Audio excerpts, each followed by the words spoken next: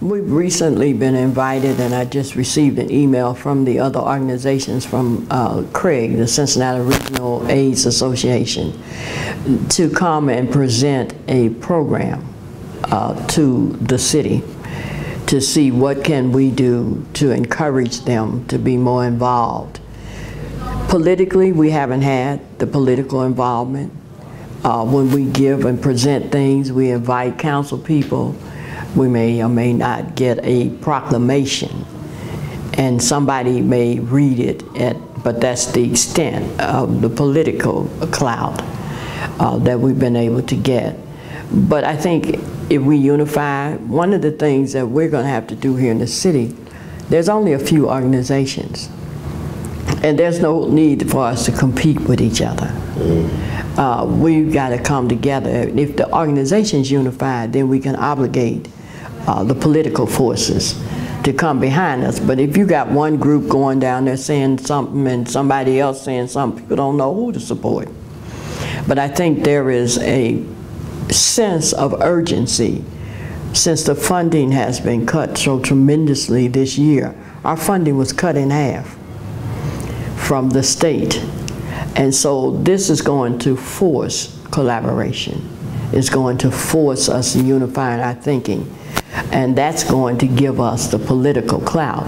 We're not going to have any choice with the cuts that are getting ready to be made.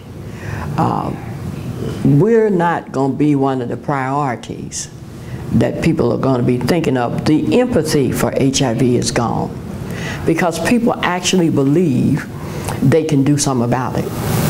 If they would change their behavior, if they just stop doing what they're doing, then they could get rid of this disease. But you can't get rid of breast cancer, you can't get rid of TB, those things that they feel people can't, malaria. That's why the money goes to Africa, because the empathy is there. But in our community, the empathy for HIV and the diseases that we're dealing with as far as sexually transmitted diseases are not there because we haven't presented the humanitarian side of it. People just see the disease and the sexual behavior. The minute you say HIV, a picture comes in somebody's face of either somebody who's a prostitute, somebody who's very promiscuous, or somebody who's a drug addict, or somebody who's gay. So all of those negative pictures come in. Nobody looks at the underlying currents of what's causing this. And I think that's where we have failed in our prevention message. We've got to go back and show the total picture. That's why they get the movement in Africa. But when I went to South Africa, one of the things I noticed, the same things that affect the people there were affecting my people here, just on not as large a scale. Because when you disenfranchise people, you put them in the same position. When they cannot meet the requirements financially, they can't match up. When you cannot match up educationally, and here they're getting ready to cut everything in the educational realm. When they cannot fit into society by following the rules that have been set, it's the same thing that caused us to be in slavery in the first place. So the new slavery is the jail. The new form of slavery now is lack of education, lack of hope, depression, and we find a way out of it. So nobody sees the humanitarian issues around this, the health disparity, how you don't get the same treatment when you go to get care, and especially for people who have no hospitalization, are unable to acquiesce medical care. Well, if you continue to promote that kind of atmosphere, you open the door for more and more of these diseases.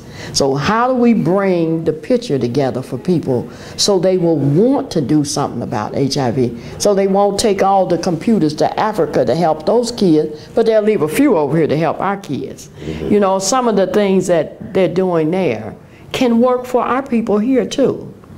I know it looks hard, and I know they feel like it's all self-motivated and we're doing this to ourselves, but that's not true. The circumstances in many cases, there are some people living in shanties right downtown here. There are some kids today that were outside all day long and didn't have anything to eat. So there are people, the same kind of poverty, the same conditions, and I'm so concerned for my people. As the political climate changes, it looks like we will be more and more victimized because of the same things that have put us in this position before. And I'm really concerned as to what's going to happen to us. The disease is not going to stop, even though the funding may stop. The pain is not. People are going to medicate their pain somehow.